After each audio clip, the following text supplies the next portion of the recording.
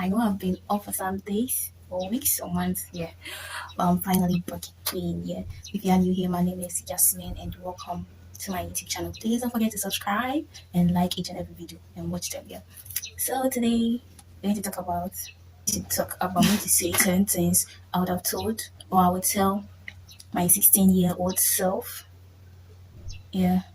10 things I'll tell my 16-year-old self. Yeah, so to start off with, right now, I'll say my age at the end of the video. Yeah, so let's get started. So, first, I'll tell my 16-year-old self, take advantage of every opportunity that comes your way, because sometimes you may think that, oh, that was then. I was thinking, oh, I'm too young for this, I can't do this, I can't. There are certain opportunities I just trashed them because I thought they are not for me. Yeah, they are not something I could do. Yeah, but right now I could tell my 16-year-old self that if she had done that, at least even if she failed, there was something she's going to learn from it, or some things that she's actually going to keep her mind on, and yeah, learn something from them. Yeah, so the next one. So I'll tell my 16-year-old self to stay true to herself, and that's the number one thing I'll actually highlight to my 16-year-old self. So actually, stay true to herself.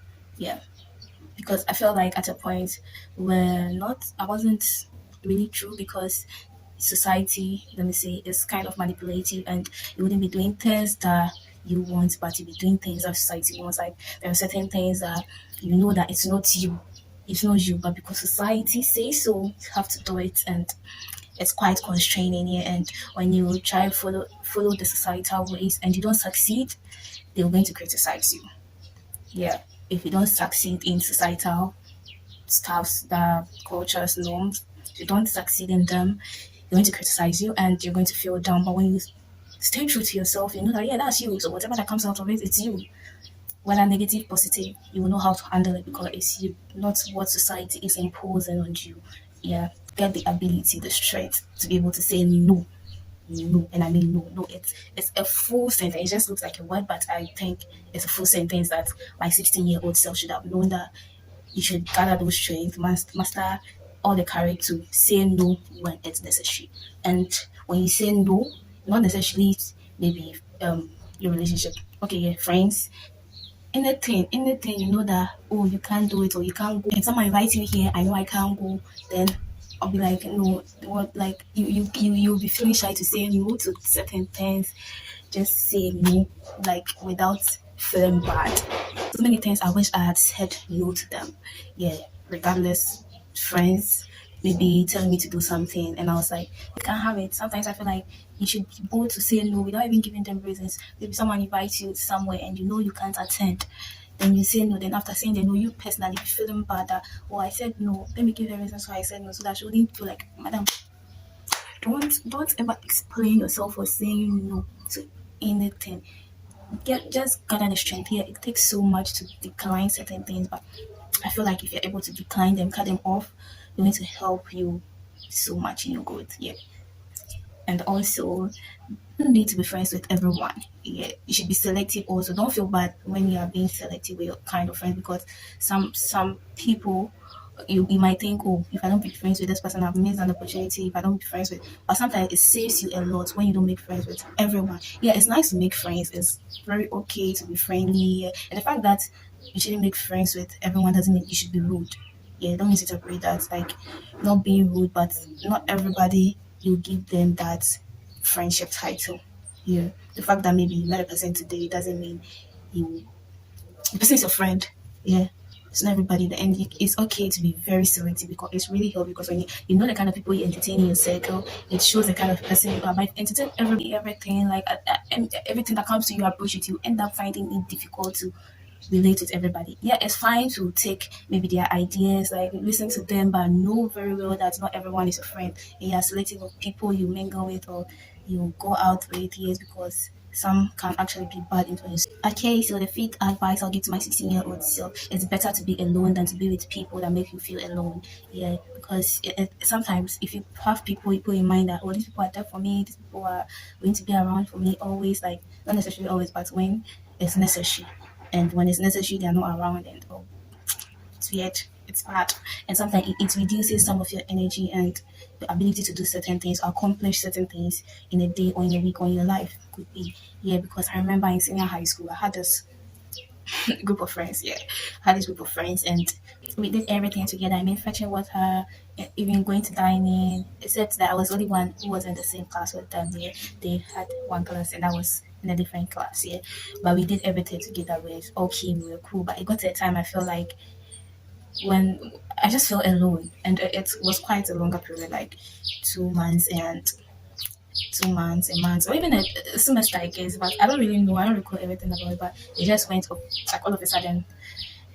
Like I just felt alone. I don't know. I just felt like they are not always there for me, and sometimes when I just sometimes they are not around for me, not necessarily coming to pamper me, but you see, sometimes I go and fetch water, they go and pick it like when I'm the one who goes to put the buckets at the top side, so my expectations are like, oh, I'll pet the water, go and pick it up, and these people will be just there. I don't know, but I just feel alone at that time, and through that I had to find, like when I was alone, I was trying to find companion with other friends, and it was so stressful, and I just felt like I made some bad or worse decisions at that time, because not necessarily mingling with the people I was surrounded, but I just couldn't do certain things. Yeah, I started doing I just started doing things anyhow, because I just didn't want to go close to them because they made me feel alone all the time. Not necessarily, I just don't know how to, but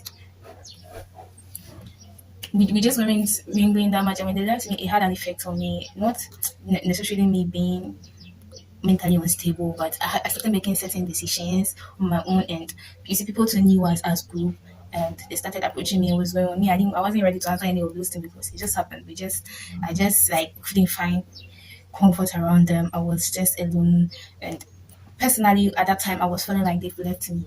Yeah, I feel like, but we later came back and yeah, still cool. But I think if you are, it's better to be alone. Yeah, it's better to be alone than being with someone that makes you feel alone. Even in your relationship with your this boyfriend girlfriend relationship or friendship or anything else, like I don't know, or anything else you can consider. Yeah, with humans. So this advice I'll give to my 16-year-old self is don't be carried away by peer pressure, because those people giving you the pressure, they don't care. And the way you get to know that they don't care is when you find yourself in difficult situations, you will not see them around. When you find yourself in situations where you are stuck, you can't go again, or you can't, let me see, obstacles, they are not there for you. Just giving you those peer pressure. Just imagine you be doing drugs and all that. Someone has, like, a friend pressured you to start doing drugs, and he, the friend, knows how to handle himself. But you, at that time, you, as you started, you don't know your way about how to handle such stuff, like how to handle the drugs and all that, and you end up doing it, and you if start facing difficulties and all that, you will not see them there to come and tell you that, oh, you have to do this, you have to do that. Yeah, don't be carried away by peer pressure. Move at your own pace, do what you can do. Don't let anybody pressure you to do something you don't want to do, or even something you want to do but you feel like that's not the time you have to do it. Don't be carried away. If you don't like the way people are treating you in your life, or how they are handling you, or how they are approaching you with certain situations, let them know that this is, you don't like it. You don't like it. Let them know that this is how you are and this is what you want, and this. Just trying to tell them that you are okay with whatever they are doing, so we should keep on doing it. And at the end of the day, it's affecting you within, and you can't voice it out. So if someone does something to you and you feel you're not okay with it, you're not satisfied, or it's not cool with you, tell them that, oh, I don't like this, I don't like that, I don't like this, I would like it, I prefer it this way. But just tell them, whether friends, family, unless maybe you say you don't care. If you don't care, and at the end of the day, you go and sit in your corner and be ranting, or you go and before you go to bed, you'll be sleeping, you'll be crying over it and all that. You are not being you and being real, because at the end of the day, at the end of the day, it will stop you from taking certain decisions on your own, and you let that eat into your mind and taking half of your thoughts, like always thinking about what people, or the wrong things people are doing to you, and you wouldn't be thinking further in your life. You're always thinking about people. Yeah, unless maybe you say you don't care about anything or negativity or things you don't like people do to you. You are okay with it when they do it to you, and you define it. It won't affect you mentally or physically, because sometimes it will prevent you from taking certain actions or saying certain things to them. Yeah. So my eighth year, my next advice I would tell my 16-year-old self is trust your intuitions. Yeah, your intuition. Whatever your trust it. Like because sometimes you will think that, oh, this thing I'm doing, it won't help me, or this friend I'm with, like he won't send me anywhere, or he will do this, or he will disappoint me.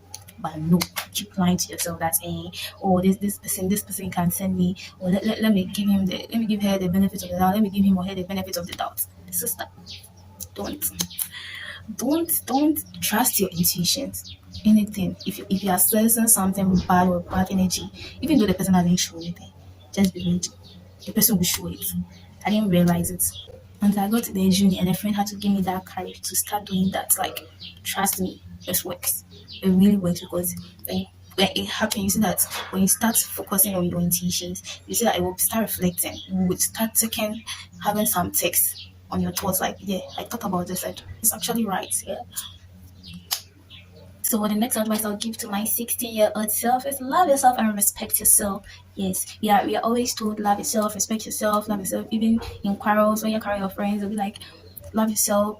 Sorry, they'll be like, respect yourself, respect.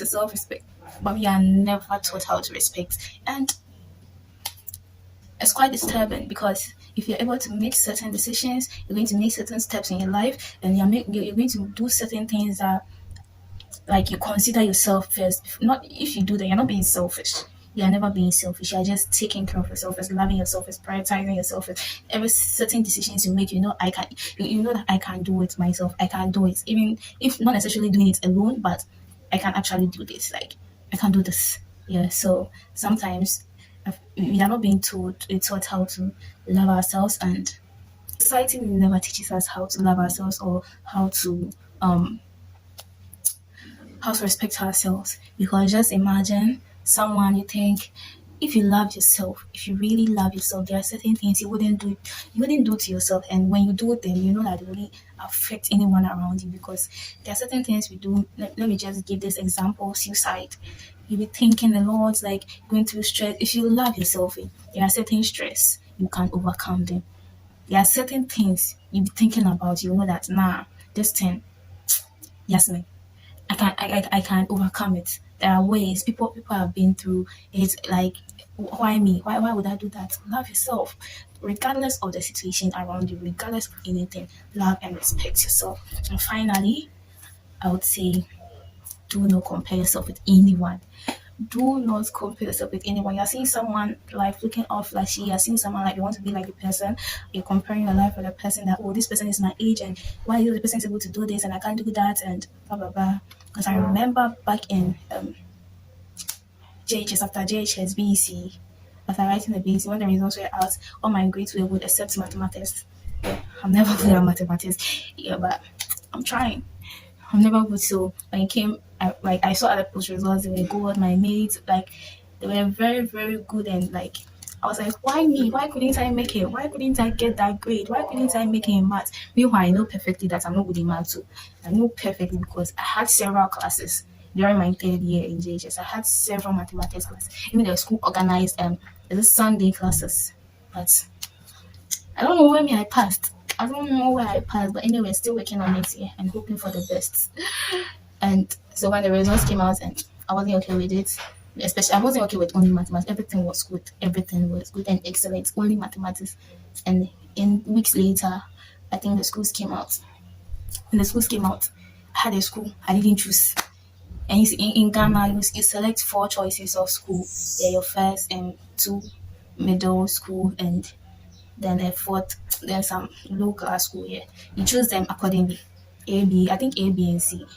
I'm not here to explain that, but we chose four schools, and out of those four schools I didn't even get one, even upon all the good grade.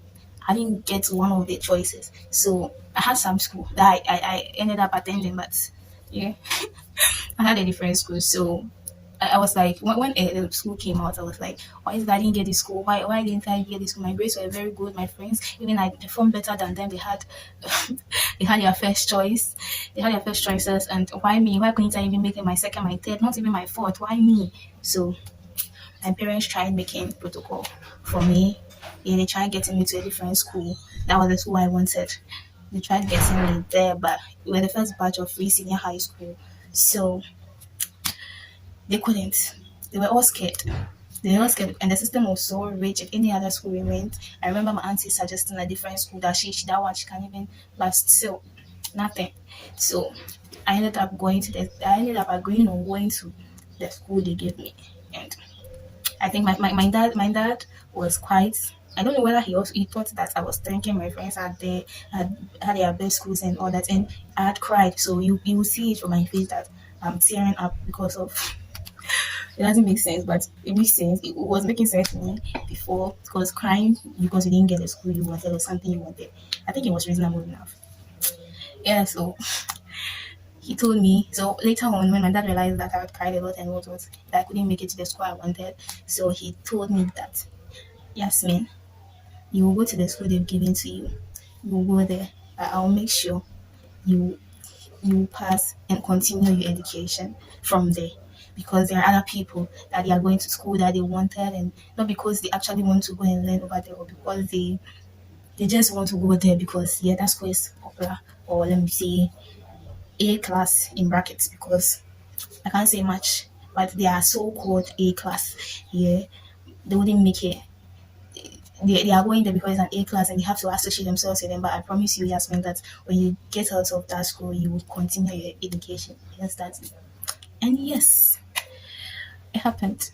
And that school actually made me who I am today, because it took away certain things from me and gave me certain things, because I was this kind of person that was I always depended on somebody, and I always felt like if I want something, I can get it. But it wasn't like that. It taught me a lot, and me not comparing myself, listening to my dad, going to the school, coming out successfully. Because he even told me that people will come out from those so-called A school, and wouldn't make it to their next school because of certain reasons. I cannot say it, but yeah, that's also what my dad told me. I think he motivated me a little to continue school over there, and yeah, I am where I am today. So I think I shouldn't have compared, if I wasn't comparing myself to people behind, like way back that was a JHS there, I wouldn't I wouldn't have cried.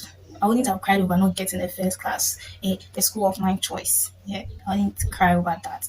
But anyways, I am who I am today, because so these are the things I'll tell my 16-year-old self, and today I'm 21. And I don't know if my 16-year-old self, if I was told all this by then, that was 16 years, I would have listened. Yeah, I don't know if I would have listened to them, because, anyway, I just hope any of you or anyone that watches this picks something from this. Yeah. Bye. Don't forget to subscribe. Don't forget to hit the post notification button.